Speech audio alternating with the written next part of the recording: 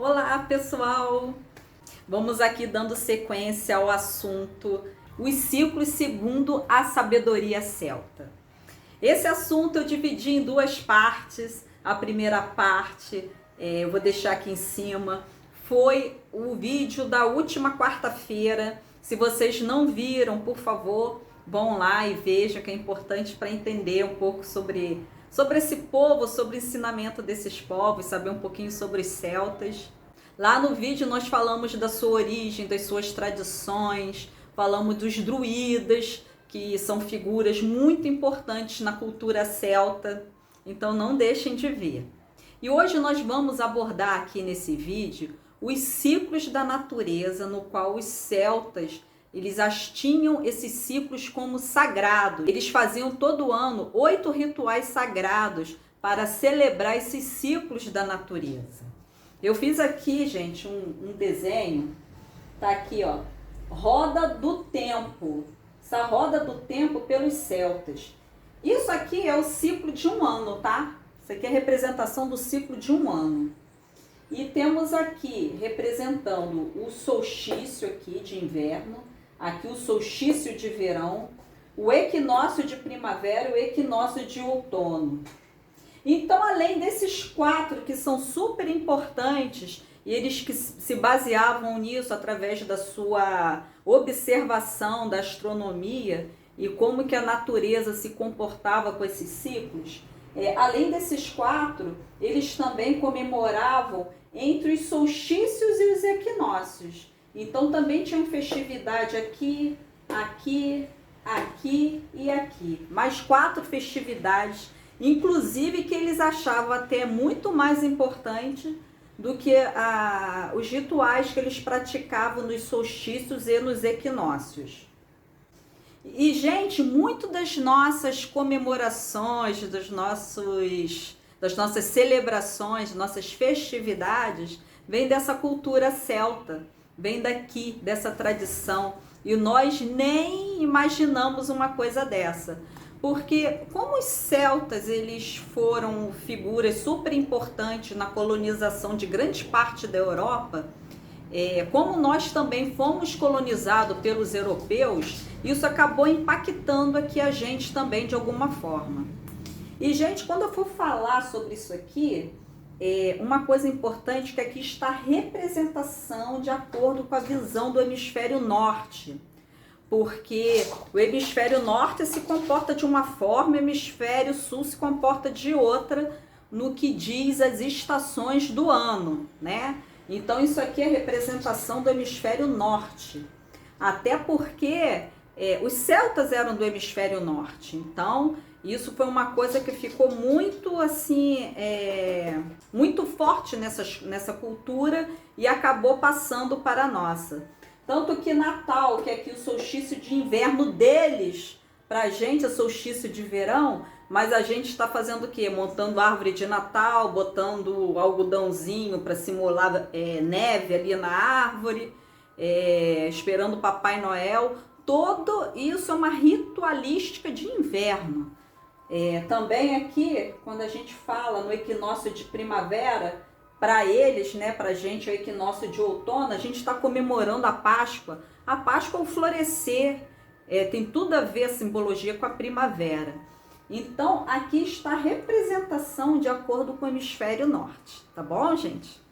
Então, gente, quando nós falamos de solstício de verão ou solstício de inverno, isso tem a ver com a rotação, o movimento de rotação da Terra. E isso mostra a incidência da luz solar aqui no nosso planeta. Só para que a gente entenda mais um pouquinho, aqui está nosso planeta, né? Veja que a Terra ela tem uma inclinação de 23 graus e meio. Ela não é em pezinho, ela não é assim, né?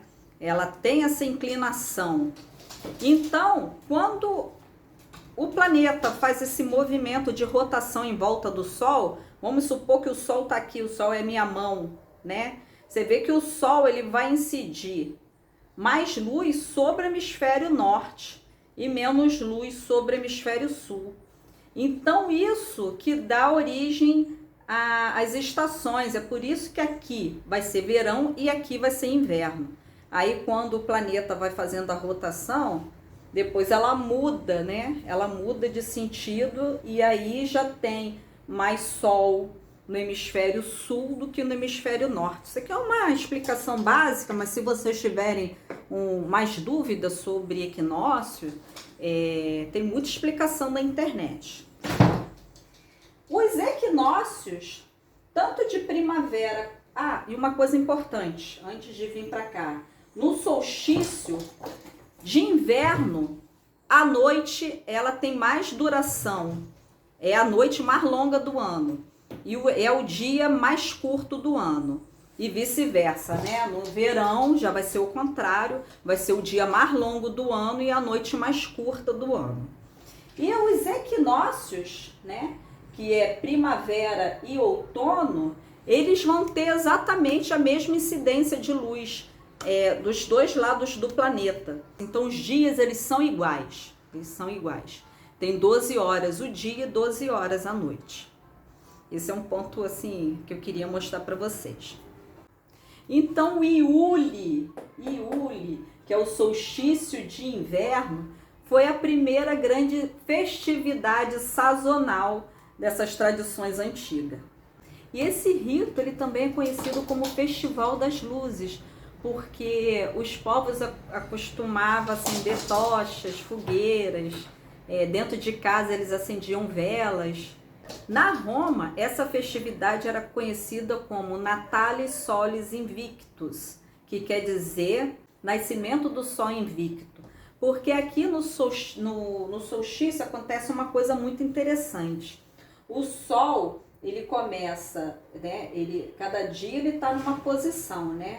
E quando chega em torno do dia 22, ele é como se ele tivesse sem movimentação. Então ele fica 3 dias parado, como se tivesse parado no céu, ele não se movimenta. E depois de 3 dias ele volta a se movimentar, só que para o lado contrário. E eles observavam muito isso. Então, as grandes comemorações aqui estavam no sentido de que, como o sol para eles era um astro-rei, era um deus, era de onde vem a luz, vem a vida, é como se a vida ficasse parada por 3 dias na escuridão e depois de 3 dias a vida começava a voltar aos poucos, porque o sol começava a se movimentar. Como era a noite mais longa do ano, eles tinham toda essa ritualística. Então esse rito de Iule, ele tem como base o fortalecimento da energia solar, ele está ligado a renascimento. É como se a luz ficasse parada e as sombras o cobriam por 3 dias e depois o sol nascia invicto novamente. Como diziam os romanos, sol invictus. Ele vence as sombras e ele volta à vida. Então era uma grande festividade. E costumava ocorrer no dia 25 de dezembro. Aí uma coisa muito interessante, gente, é que as coroas, guirlandas, que eram e são até hoje colocadas nas casas, simbolizando essa data, mostrava justamente isso aqui, ó, a roda da vida, que ela gira, ela não para.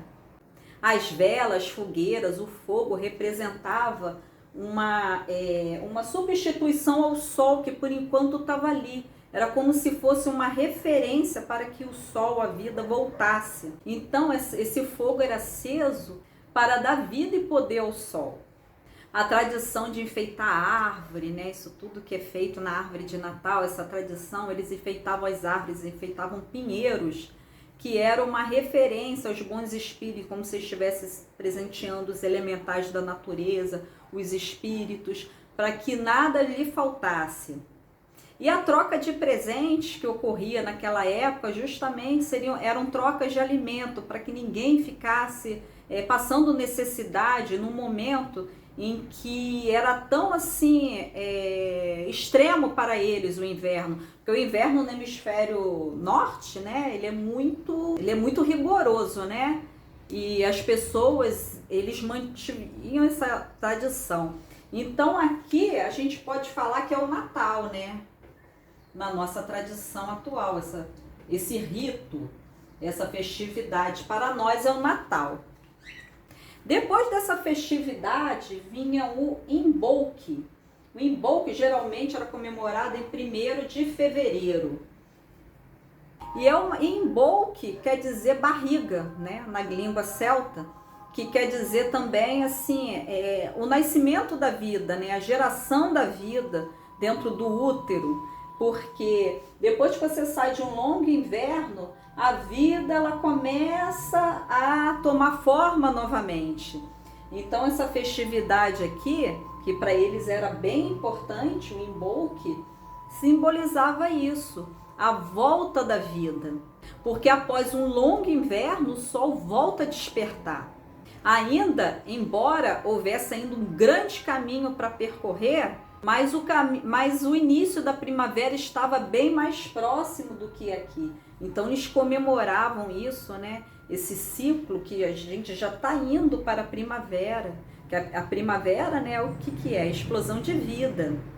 Então aqui começa, né, a saída do inverno em direção à primavera. Então isso aqui era muito comemorado.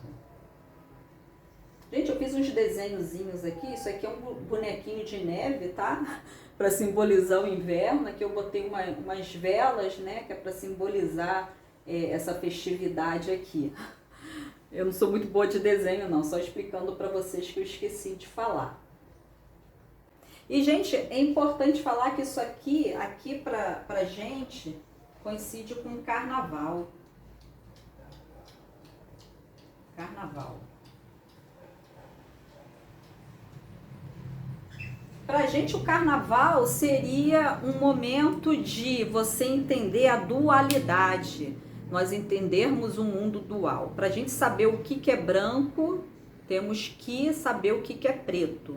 Então o carnaval ele veio com uma proposta de trazer o completo caos, né? Porque carnaval é o quê? Todo mundo mascarado, o rei sai da cidade, entrega as chaves para um rei fanfarrão, que é o rei Momo, é uma desordem completa e geralmente nessa época as pessoas de valores, os reis, eles se retiravam, eles não participavam dessa festa, eles se retiravam, assim, o povo que tinha uma virtude mais elaborada, né, tinha os seus valores, eles não participavam, e ali ficava mesmo o povo, né, nessa total algazarra de bebedeira, muito vinho, né, isso vem lá da antiguidade também, e todos esses dias de farra, de total farra, acaba quando? Na sexta-feira de cinza ali, morre totalmente,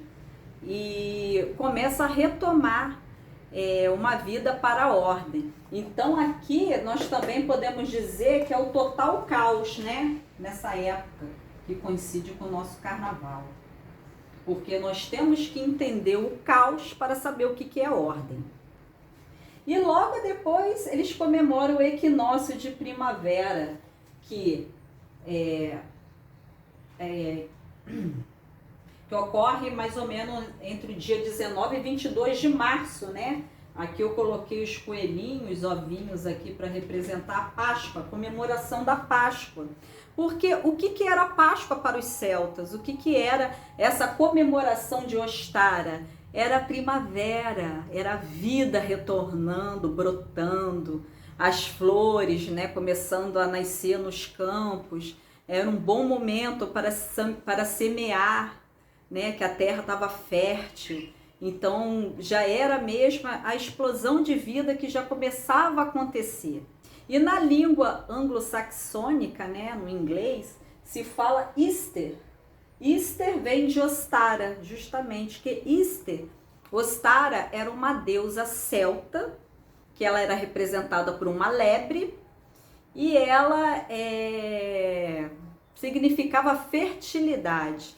Por isso os ovinhos também, né? E eles tinham essa tradição de pintar os ovos, até de esconder ovos para as crianças procurarem. Isso aí também vem aqui da tradição celta. Então, gente, aqui, como eu já tinha falado, o dia e a noite eles têm a mesma duração. Então, para eles, eram como se tivesse um equilíbrio, né? Um equilíbrio entre trevas e luz. Então, essa harmonização, ela era muito comemorada. E depois de 50 dias aqui do carnaval, 1º de maio do Imbolc, né? Aqui em 1º de maio, tem a comemoração do Beltane. Beltane era a comemoração do deus Bel. Para os celtas era o deus do fogo, que era também chamado de deus Belenos. E aqui na nossa tradição, apesar que hoje não é muito falado, mas aqui se comemora o Pentecoste.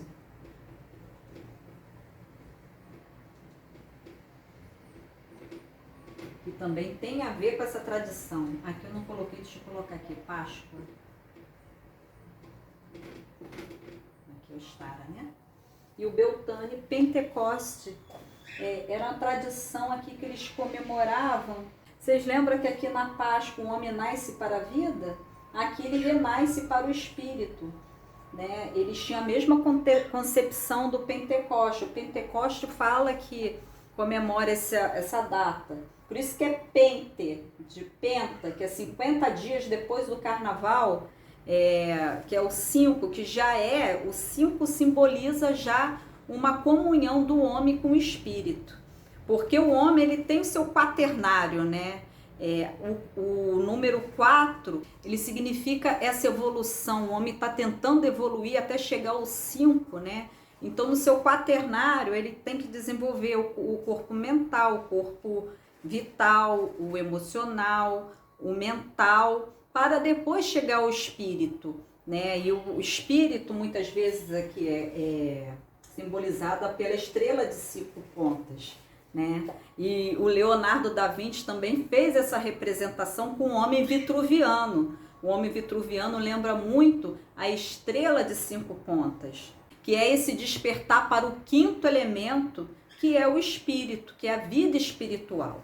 E como aqui, né, já está indo da primavera para o verão, era uma comemoração muito importante para os celtas, o Beltane. Talvez uma das mais importantes. Eles comemoravam muito o Beltane e o Lughnasadh, tá?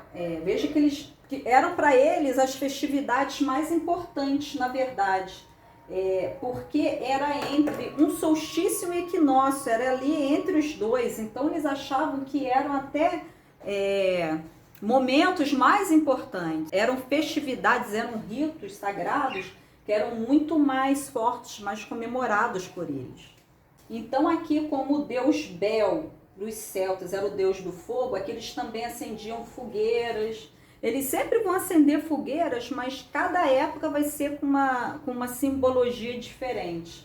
Aqui eles vão enaltecer a energia feminina e masculina, que é o que vai trazer a fertilidade. Porque a primavera começa já esse momento da fertilidade da terra, o momento propício para se plantar. Então aqui as coisas já estão brotando, né? Já estão nesse ciclo. Então era um dos rituais mais importantes nas terras celtas. Aí, gente, nós chegamos aqui em Lita. Lita. Vou me apagada aqui. Lita, que é o solstício de verão. Que no hemisfério norte, né, acontece entre 19 e 22 de junho, né? Aqui é uma festa completa também, porque é o dia mais longo do ano, então a luz, ela sobressai as trevas, né? Tem essa simbologia de total vida. Então aqui a vida está no seu ápice total, na sua total expansão. Tudo está acontecendo. Então é um momento que se comemora muito. E eles tinham também muitos, que vem dos celtas isso também, muitos monumentos neolíticos que capturavam o nascer do sol no solstício de verão. Estavam alinhados exatamente com o nascer do sol nessa época. Então existe muito aqueles círculos de pedra, tipo Stonehenge, alinhados exatamente com o nascer do sol. Então era uma comemoração muito forte para eles. A vida ali está em total plenitude. E eles, como eram povos que tinham muito contato com a natureza e muito contato com os elementais da natureza, eles achavam que aqui em Lita, né, principalmente na noite de Lita, era o dia mais propício do ano para se ter contato com esses seres elementais, que seriam fadas, gnomos, elfos. Então eles tinham muito isso, porque para eles aquilo era o embelezamento total da natureza, no solstício de verão. Ah, gente, eu esqueci de comentar aqui, que aqui dá origem às festividades de São João. São João é pelo mundo inteiro, tá? Tem até na Rússia essa comemoração. Então se pula fogueira, é uma noite muito alegre, né? De muita festa. Vem do solstício de verão, aqui a noite de São João. E logo depois a gente vai para Lughnasadh, que é em 1º de agosto. Aqui eu tentei desenhar, isso aqui, gente, representa um pé de trigo, tá? Eu tentei desenhar aqui, porque isso aqui representa a comemoração às colheitas. É um agradecimento aos deuses a tudo que foi colhido. E os celtas, eles agradeciam a boa colheita e também as colheitas que não foram tão boas assim. As colheitas assim, que não foram muito para frente. Porque eles achavam que tudo fazia parte de um ciclo, que aquilo tinha que acontecer, alguma coisa eles tinham que aprender com aquilo ali. Então, é por isso que aqui, Lughnasadh e Beltane, para eles eram as comemorações mais importantes. Aqui, assim, tem algumas comemorações esporádicas, aqui no Brasil não é tão forte, mas muito no interior, né? Há as comemorações, assim, essa área mais rural, para Nossa Senhora das Brotas, que quer dizer exatamente isso, né? A celebração para as colheitas, né? Para os brotos, para o que está vindo, o que você pode colher para se alimentar. Aí logo depois dele vem o Mabon. O Mabon já é o equinócio de outono, entre 19 e 22 de setembro. Isso aqui, gente, são aquelas folhinhas de inverno que eu tentei representar, tá? As folhinhas de inverno.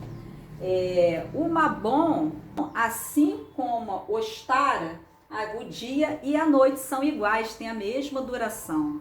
Então eles têm também aquela concepção que a luz e as trevas, elas têm a mesma força, né? Eles estão de formas iguais. E aqui continua com a mesma concepção, né? Que a primeira colheita, aqui eles continuam colhendo também. Então aqui também eles comemoram toda a colheita, né, desse ciclo, né, tudo que eles fizeram por todo esse ciclo aqui, para que eles tivessem alimentos, né, para começar a encarar o quê? O inverno que já se aproxima novamente. Então, assim como a luz e a sombra que estão também equilibrados no planeta, é um momento para reflexão, né, já que já está indo para o outono. O outono, o inverno, é um momento de reclusão, de se voltar para dentro, né? É o contrário do verão e da primavera, que é um momento... Desculpa, o verão é aqui. Momento do primavera e verão, que já é um momento de expansão. E aqui já é um momento de reclusão. E eles tinham em mente que aqui as pessoas, né? O povo deveria ter introspecção e refletir sobre sua luz e sua sombra, né? Tentar fazer essa reflexão e fazer esse equilíbrio interno também, como no planeta. Então, essa comemoração, esse ritual estava muito ligado a isso. E depois, gente, vamos para o Samaim. Samaim, 1º de outubro. Aqui eu tentei colocar uma abóbora, tá? A abóbora, que é o símbolo do Halloween, né? Halloween, 1º de outubro, vem daí. Vem também desse calendário celta. Esse é o momento também que já está chegando ao Iule novamente, né? É o ciclo final dessa roda, depois do inverno começa tudo de novo. E aqui para eles é um momento de reflexão e de tentarem homenagear os seus ancestrais. Então eles achavam que nesse período aqui era o mais propício para se aproximar os vivos dos mortos. Para nós aqui, que é muito próximo, né, do 31 de outubro, é finados. Temos a tradição do finados, que é 2 de novembro. O Samaim era algo parecido, né? Eles tiravam essa data para tentar uma aproximação. O rito era esse, né? Tentar uma aproximação com os mortos, comemorar, homenagear, na verdade, os seus ancestrais. Então, segundo alguns autores, o Halloween, dia de todos os santos, finados, vem muito daqui, ó, do Samaim dos celtas. Eles acreditavam que as almas dos mortos voltavam para suas casas para visitar, né, os seus parentes, seus familiares, para procurarem comida e se aquecerem ao fogo da lareira. Bem interessante isso, né? E aqui já voltamos para o Iule, que aí volta para toda essa roda da vida novamente. Então, gente, a gente viu aqui que eles entendiam muito bem os ciclos, que são 8 ciclos, muito dessas festividades deles, desses ritos sagrados, impactaram muito as culturas atuais, com festividades, celebrações bem fortes aqui pra gente. Só que a maioria de nós não tem noção da onde vem, né, essas celebrações, o que elas significam. Então, eu quis aqui falar um pouco dos celtas nesses 2 vídeos, justamente para a gente resgatar um pouco dessa história, saber um pouco mais sobre esses importantes datas, né? E uma coisa que eles falam bastante, vou apagar aqui um pouquinho, só para eu colocar aqui uma espiral.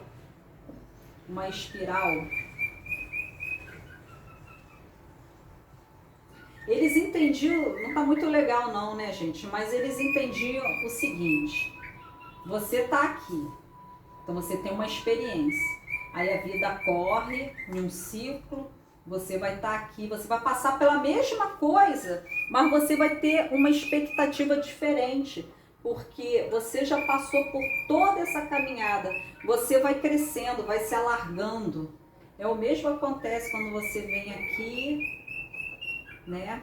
Mais um ciclo, você às vezes se depara com a mesma situação aqui, mas você tem uma maturidade, uma forma de encarar diferente aquela situação, né? E assim vai, é a espiral que é o que a gente tem que realmente trazer para a nossa vida. São os aprendizados, conhecimentos. E eles tinham essa visão da natureza e eles tinham essa visão aqui dessa escala, que à medida que a gente vai passando pelos mesmos ciclos, que não tem jeito, a gente vai passar pelos mesmos ciclos, só que a maneira de encarar é diferente, para a gente buscar cada vez mais a sabedoria para saber passar pelas situações. Então, gente, eu fico por aqui. Esse foi o tema desses 2 últimos vídeos, falando sobre a sabedoria celta. Espero que vocês tenham gostado. Eu acho um assunto muito fascinante. Eu já queria trazer esse assunto há algum tempo aqui para o canal e tive um tempinho de me aprofundar mais um pouco e trazer isso agora. Muita paz e muita luz para todos. Namastê!